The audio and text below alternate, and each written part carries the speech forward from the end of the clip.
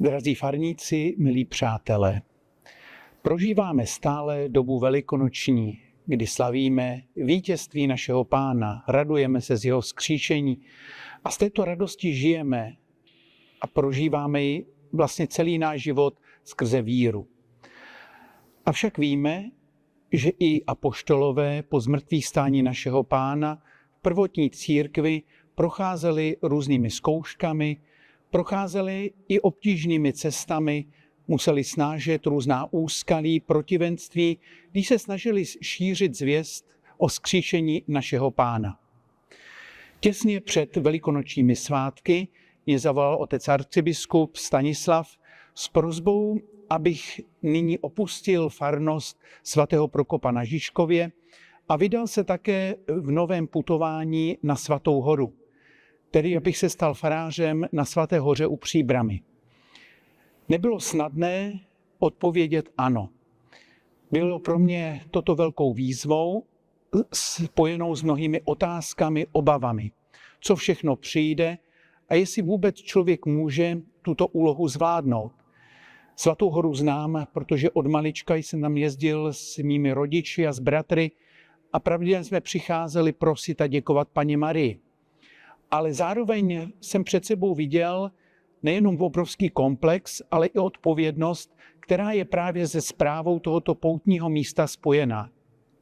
Proto jsem ve své modlitbě, ale také v osobních rozhovorech s otcem arcibiskupem znovu probíral možnost, jestli opravdu chce, abych toto místo nově nastoupil. On mě ubezpečil, že to je jeho velké přání a velmi na mě naléhal, abych přijal toto jeho pozvání. Nakonec jsem řekl ano. A proto bych chtěl i tímto způsobem se po více než 10 letech s vámi rozloučit. Jsem rád, že jsem mohl v této farnosti působit.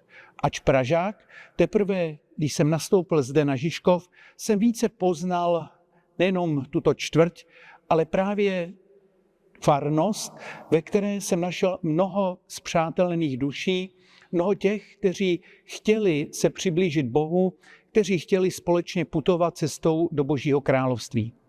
A tak nyní chci poděkovat. Poděkovat Bohu za tuto dobu, za tyto roky, které jsem zde mohl strávit.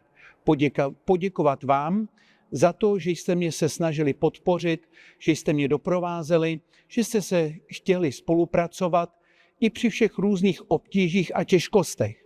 Zároveň se omluvit, pokud jsem někdy se někoho dotkl nebo zranil nějakým slovem nebo možná jednáním, které si plně neuvědomuji.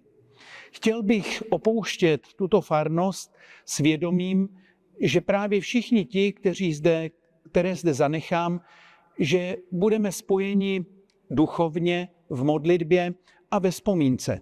Že přátelství, které jsme zde navázali, že bude pokračovat dál. Nejenom tím, že vás zároveň už zvu na pouť na Svatou horu, protože je to největší poutní místo v zemích českých, ale i tím, že právě přátelství nekončí, když jeden odchází na jiné místo. Trvá a můžeme říci přetrvává až za hranice smrti. Přetrvává i když člověk odchází z tohoto světa, protože láska vlastně opravdová nikdy nekončí, nemá hranic. Protože láska je na pořád, protože pravou láskou je Bůh, který je věčný.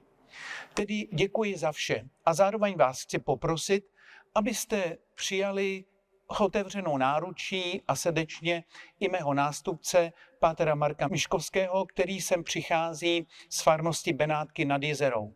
Jistě i pro něj je toto místo, ale i tato farnost určitou výzvou a možná i určitou zkouškou. Také on dlouhou dobu působil ve své farnosti a nyní opouští, aby začal na novém místě. My jako kněží chceme sloužit tam, kde to chce náš Pán. Slyšíme hlas Boží skrze biskupa, který nás posílá. A tak vás chci poprosit, abyste toto vnímali jako vedení Boží a doprovázeli ho svou modlitbou, i když je to pro nás bolestné. A také už nyní prosím Matku Boží, ke které vlastně budu mít blíže právě na Svaté hoře, aby všechny nás provázela svou ochranou na naší společné cestě do Božího království. Všichni putujeme k našemu Pánu. Doufáme a máme naději, že se s ním budeme moci setkat.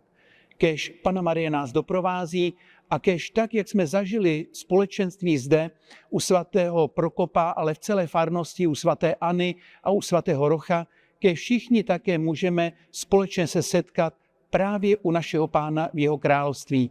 Kéž tam můžeme se radovat po celou věčnost z plnosti Boží lásky, kterou Bůh dává všem těm, kteří touží být s ním. Všem vám velice děkuji.